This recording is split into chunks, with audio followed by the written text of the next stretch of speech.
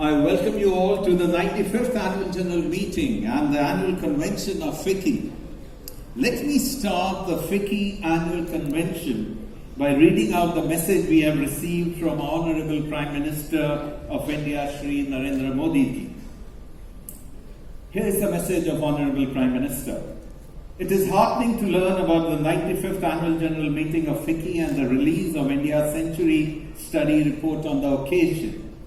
Greetings and best wishes to everyone associated with this endeavor. The 21st century is widely hailed as Asia's century, and there are great expectations from India. The joint initiative by Ficci and McKinsey to release India's Century Study Report marks another step in this direction. Due to comprehensive reforms, the nation is attaining a new speed and scale in economic growth. While on one hand, policy interventions have empowered citizens and transformed institutions, there is also a passionate commitment towards minimizing government interference in the life of citizens and enterprises.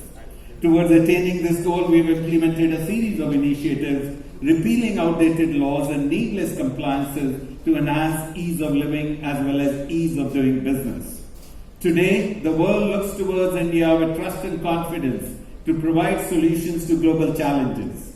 Blessed with a wealth of natural resources, the innovative spirit of entrepreneurs and technological expertise of a skilled youth, India is being seen as an attractive partner in economic growth. We continue to march ahead with a firm resolve to strengthen the sentiment of becoming vocal for local. At the same time, we remain equally committed to make India a hub of global supply chains. While a lot is happening, a lot more needs to be done, ensure that a country reaches its full potential in every domain. I'm sure that the presence of business institutions and leaders at Ficci's AGM will lead to a vibrant and interactive dialogue. These deliberations will help draw up a futuristic roadmap to further enhance economic growth that is sustainable and inclusive. The next 25 years that constitute the Amrit Kal is an occasion to work with a spirit of oneness to fulfill the collective resolve of the people to build a strong, self-reliant India. I once again extend my best wishes to Ficci towards making the 95th Annual General Meeting a huge success. Narendra Modi, New Delhi.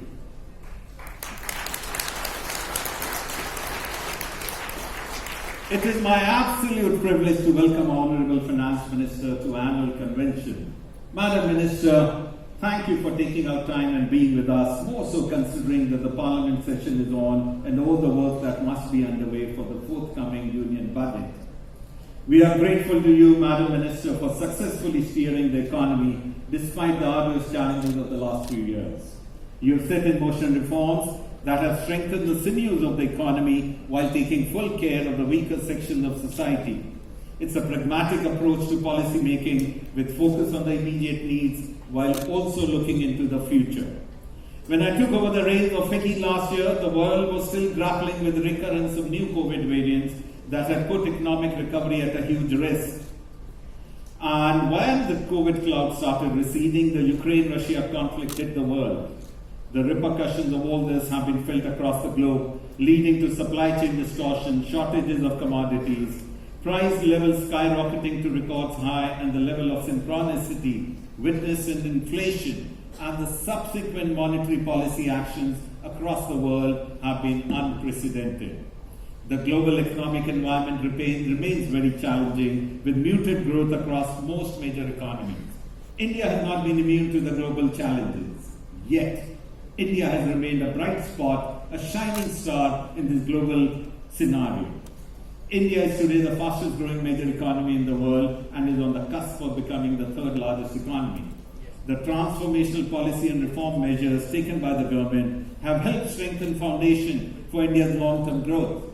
The reforms initiated have set in motion increased competitiveness, enhanced transparency and greater innovation.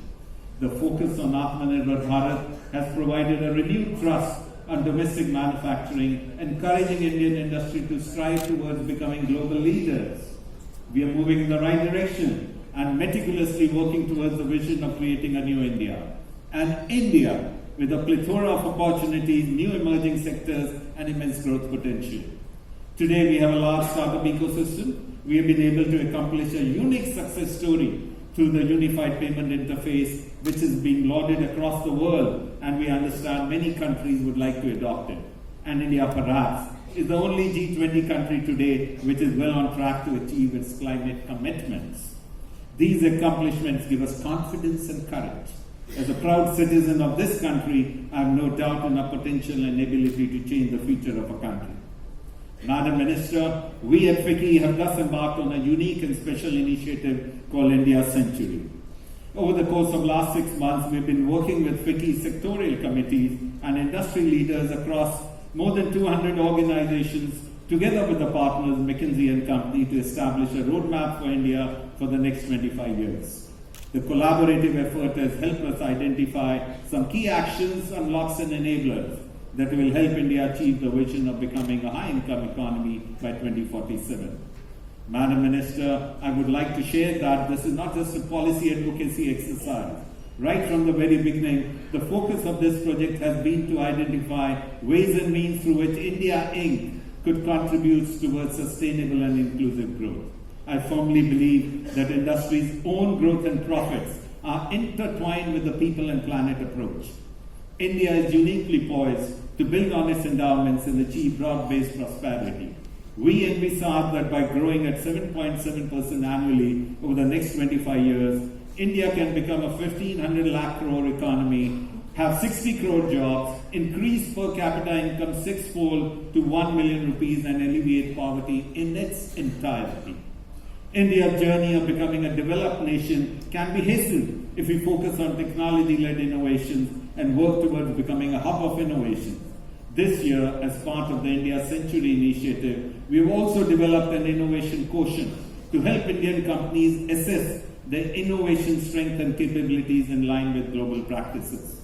We are also working towards establishment of innovation clusters, Madam Minister. This will function as hotspots for incubation of new technologies and business models in line with our Prime Minister's clarion call to embrace Jai Anusandhan.